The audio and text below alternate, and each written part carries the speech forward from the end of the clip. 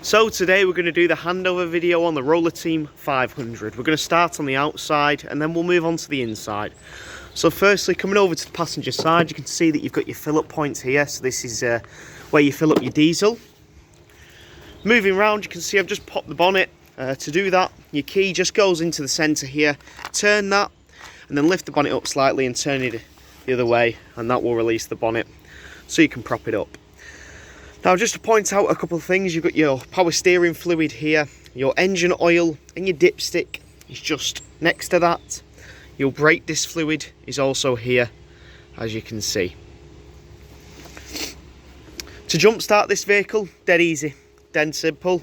You've got your main point here for your positive terminal, and your negative terminal, as indicated by the sticker, just connects onto here, and that's if you're ever jump starting the vehicle.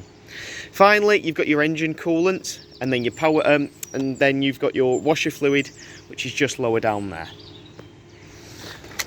Working your way around on this side, you can see that you've got your point for your LPG gas. Now, please bear in mind that when you're travelling, your gas is turned off at the bottle. You never want to travel with your gas on due to safety reasons. And then here you've got your cassette toilet, which I'll open up for you now. So with the cassette locker open, you can see that it gives you access to the cassette. All you need to do is pull up on this yellow tab here to release the cassette like so. I'll just pull this out now, pop it on the ground so I can show you how to empty it. Okie dokie, so when it's out, when you're on the campsite, all you need to do is pop out this funnel and remove the yellow cap. Once you've done that, you can press the yellow button on the back. That will release an internal vacuum, which will ultimately empty the contents of the cassette out. You can put a bit of water in here to swill it out, and using the top here as a measurement, you can put your blue fluid in there to swill it out and to get rid of that waste as well. You will notice that you've got this yellow toggle as well, which turns. This is what makes contact with the blade. Now, you should always make sure that the blade is closed before removing the cassette. That's what I've done when removing it. So always ensure that it is closed before removing it. Now, as I mentioned, this is what makes contact with the blade. This should always stay in this position. There should be no need for this to move. If this does move, it will stop it from lining up, and when you go to put it back in, it will simply get caught and forced. So just bear that in mind. As I say, just always make sure that the blade on the toilet is closed before removing it, and this little toggle stays in this position. I'll show you how to move that blade on the inside. It's dead easy and dead simple. But when you're ready, put the funnel back in, line up the cassette, and then it can go straight back into place. Moving to the back of the vehicle, you can see that you've got your bike rack on the back here with 3 places to put your bikes.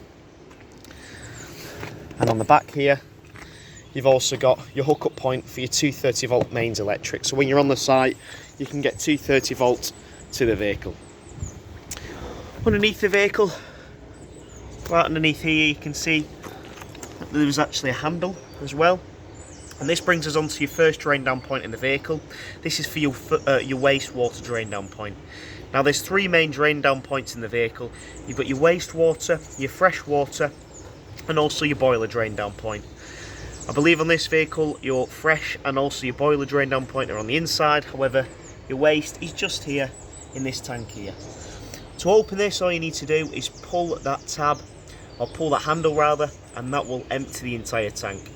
And this goes for all your drain down points. When you're on site, you'll have a big grid that you'll drive over. Once you're over the grid, simply pull that handle and drain the majority of the water out of the tanks. That will empty all of the contents. Once you've done that, you're good to go. The majority of the water can then just empty as the remaining bits of water can just empty once you're on your way back home or travelling to your next campsite, as that vibration will just get all that water out. And as I say, that can go for the majority of the drain down points. You just need to make sure that always drain down before moving off, and especially when you're not using the vehicle. Moving on, you can see that you've got your habitation door here. We'll go onto the inside just in a second, but you've got your fridge vents here. So this is where the fridge pulls its heat from, or the air from rather, to cool the fridge. Obviously, as you can imagine, if it's a hot day, it is going to struggle heating it. To make it more efficient, just try and turn the vehicle around, just keep this in a shaded area, so it's a little bit easier.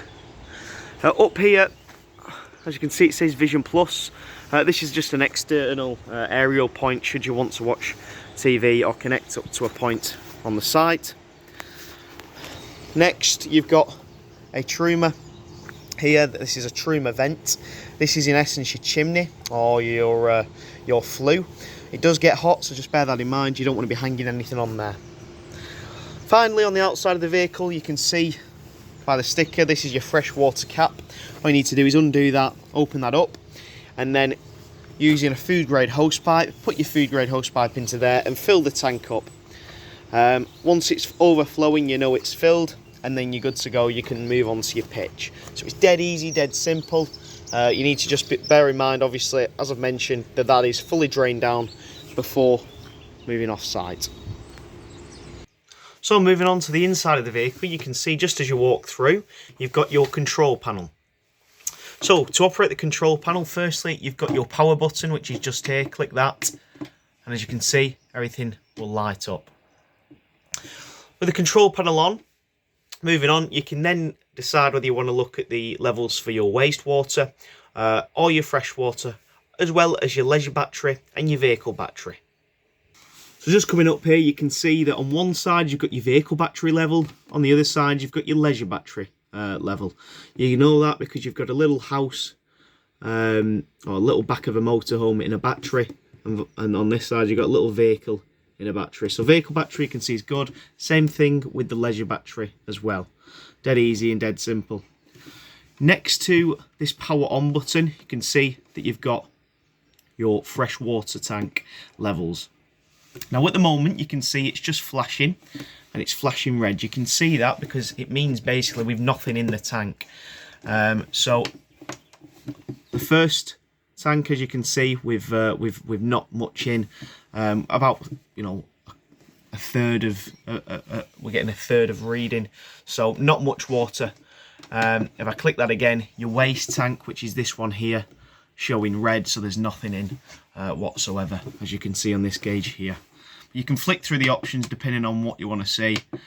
So again, freshwater tank shows that we've got a little bit in but not much. Wastewater, we've got nothing in at the moment, so again, nothing to show. On this side, you've then got your operational buttons. So moving from this side, you can see that you've got your lights, which will turn the lights on in the vehicle. You've then got your door light, which is on the outside of the vehicle, and then finally you've got the little tap button, which is the pump, and this is what activates the pump. Now, when operating the pump, you need to always ensure that you've got water in the vehicle, because you don't want to be running the pump without any water in the vehicle, because all that will happen is you'll simply just burn out the pump. So just bear that in mind. So ensure there's water in the vehicle. When you're on site, click your pump on, go to all of your taps, and this goes for the shower as well. Turn that on and turn it to hot. What that'll do is it'll pull water through the system, through the boiler, and then out to the tap. It'll spurt and splutter, and then when it's running steadily, you've primed your system for your hot water. Once you've done that, flick it over to cold and do the exact same. And as I say, once it's running steadily, you've primed your system. You can then turn off, you can then leave the pump on rather, as each of your taps have got micro switches, so they'll activate and deactivate the pump whenever you need it. So don't worry about that. But as you can see, you're good to go. One thing to know is the reason I'll tell you to always put it onto the hot water first is to, as I say, get it through the boiler first. So the reason for that is once you've pulled it through the boiler, you'll then go to put your heating on, and obviously because it'll hold about 10 litres, your boiler, it is going to take a bit of time to get it up to temperature. So if you do that first of all, as soon as you arrive on the site, by the time you need hot water, it should be up to temperature and should be good to use.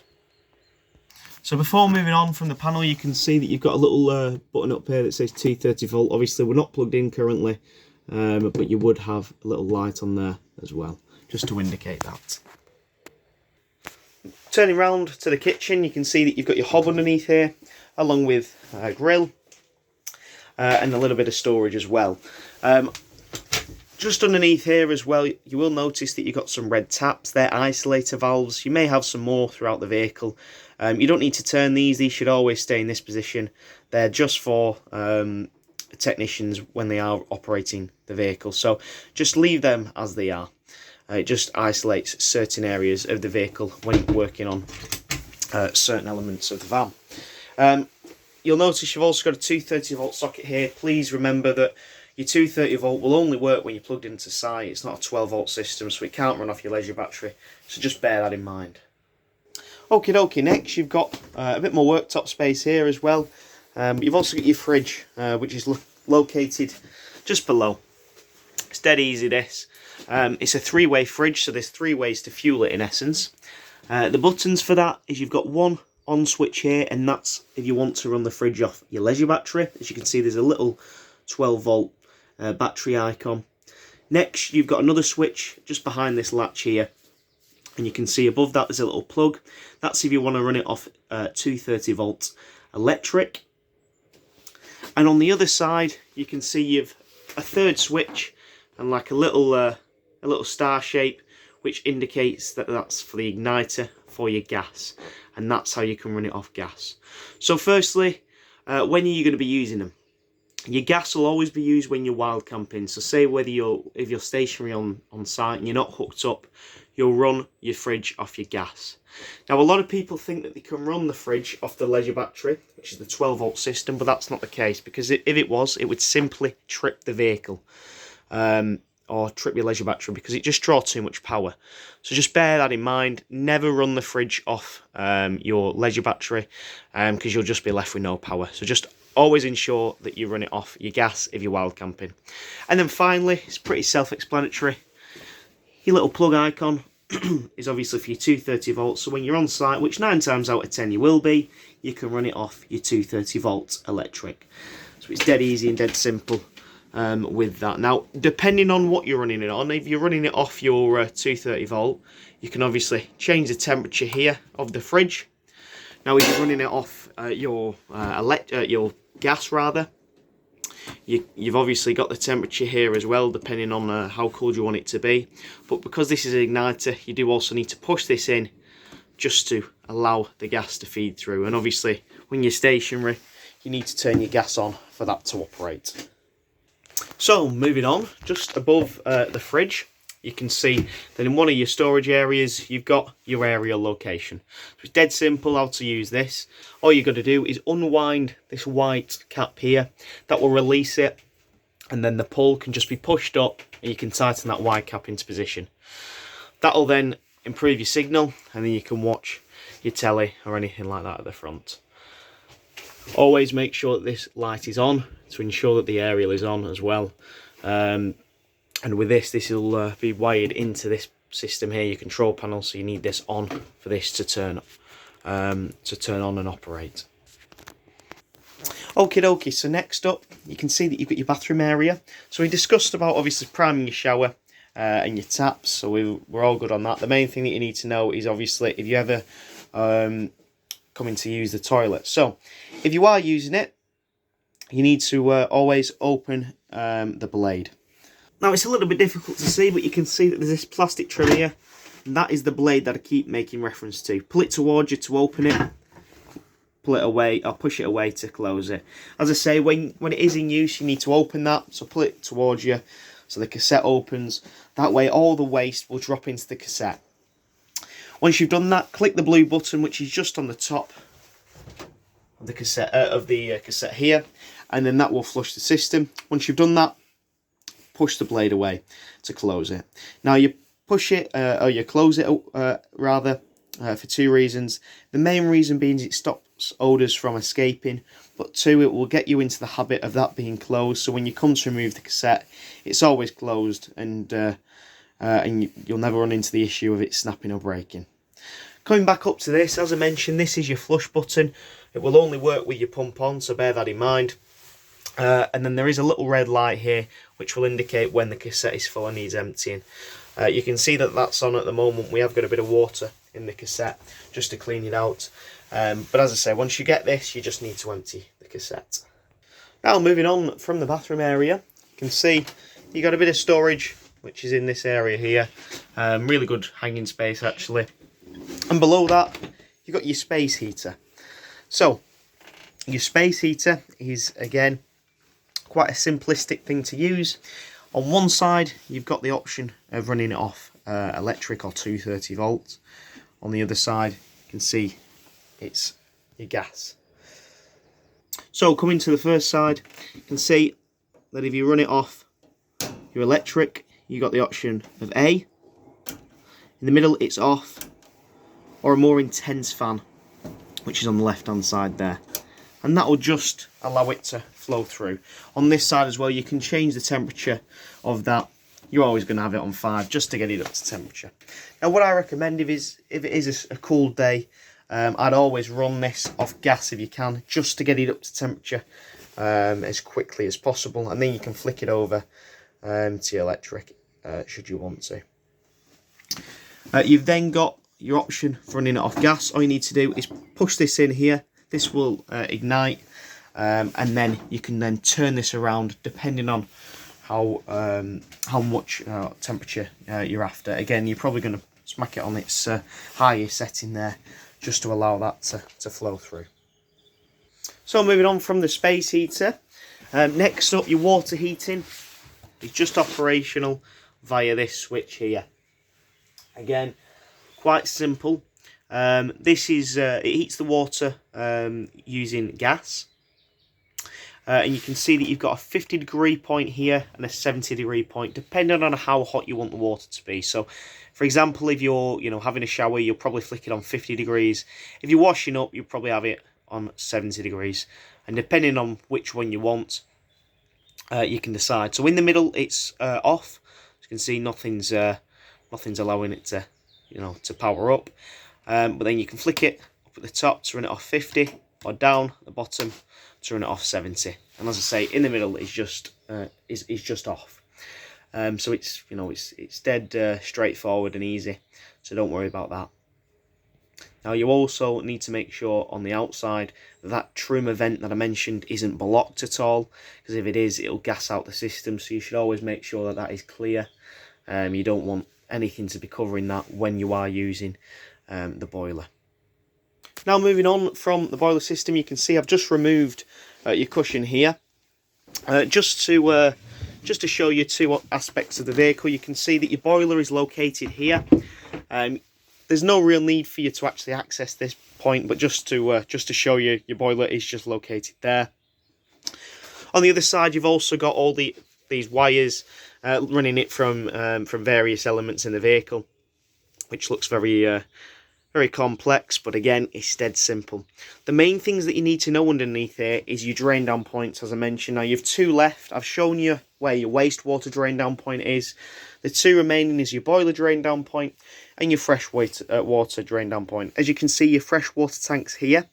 To empty that, or to clean this, just remove this red cap, stick your hand in there, and you can clean out the inside of the tank. Now, I don't advise drinking out of the tank, so you shouldn't really need to clean that as often as you initially think, but that's how you do it. So it's dead simple.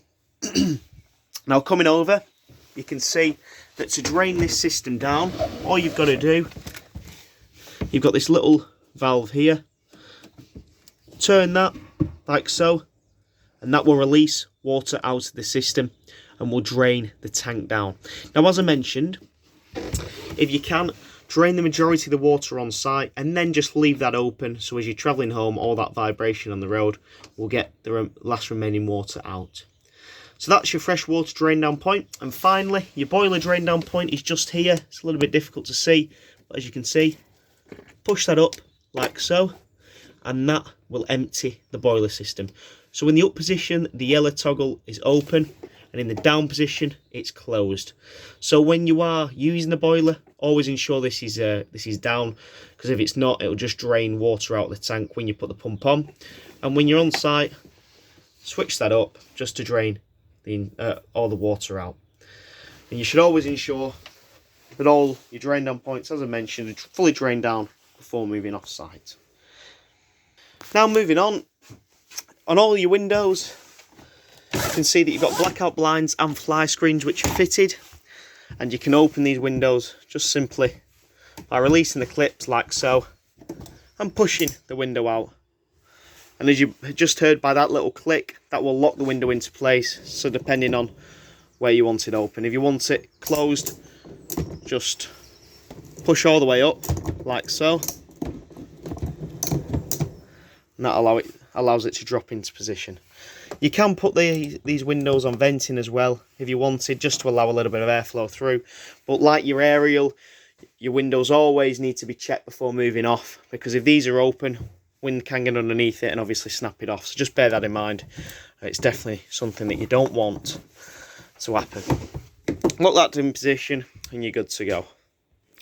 Now coming back over to your lounge area, as you can see, I've just dismantled this part of the lounge, and this is how you basically make up the bed for the lower section. You've got a fixed bed up at the top, as you can see, which just needs some ladders to get into. I'll show you that later.